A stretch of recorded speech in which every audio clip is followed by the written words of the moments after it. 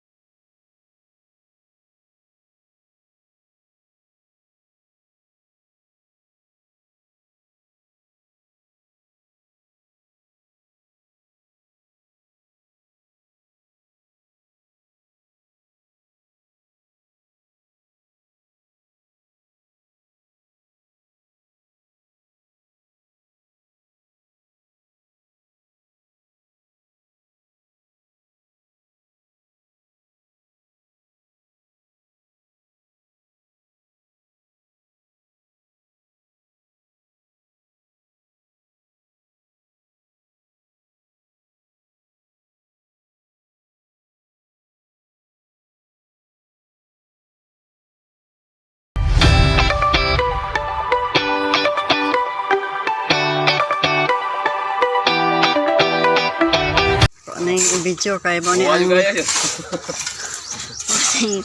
morning i-vlog bi ani niya morning second batch sa mga materialis nga gikan sa BNB family. Gwapo kay ang nagkuan sa balas o ano siya ang igsuon sa BNB family nga sinistor o kaniya mga mga body niya mga gwapo pong tao.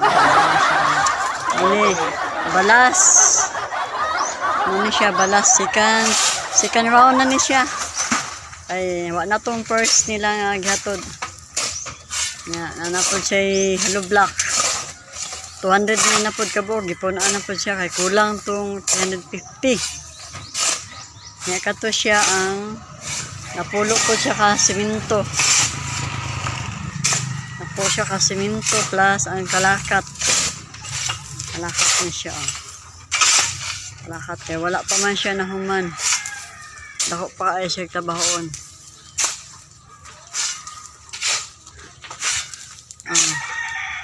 ano siya ang kulang pa dito kulang pa kahoy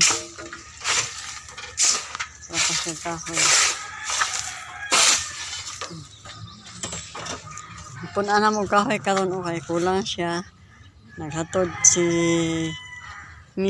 Stacy Baldaop muna siya ang yahang bagong gipatod na pod nga materialis. Mo na yang isuna nagpala o tag-iya ni sa kuan. Tag-iya ni sa kuan apa materialis nga gihatod karon. Iya po puno nun. Mga tag-iya ha kaitom.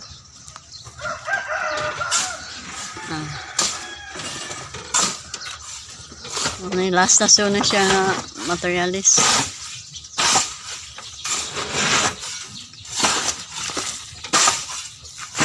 Oh, sunod na po nga bats. Ayan guys, nakita niyo na po, pinapakita na namin sa inyo yung update, nagpa-update na kami about, pasensya na, nabubulol ako. Ina-update na namin kayo doon sa friend ko tungkol sa bahay na pinapagawa niya. Ang laki pa rin ng kulang. Pero sana matatapos na to kasi talagang naawa ko sa kanila dahil for almost how many years talagang nakatira sila sa maayos naman na bahay, pero sabihin na lang natin parang kubo talaga. Ngayon masaya sila dahil ayan nga, pinasemento na namin, pinahalo blocks na namin. Pero sabi ko sa kanila, magtiis lang kayo muna na natulog dyan sa tabi. Kasi pag natapos naman yan, okay na kayo. Kaya yun, marami pang mahaba-haba pa na araw, mahaba-haba pa na weeks na matatapos talaga yan. Sana nag-enjoy kayo sa panonood. At see you in my next vlog. Thank you and God bless you all. Bye!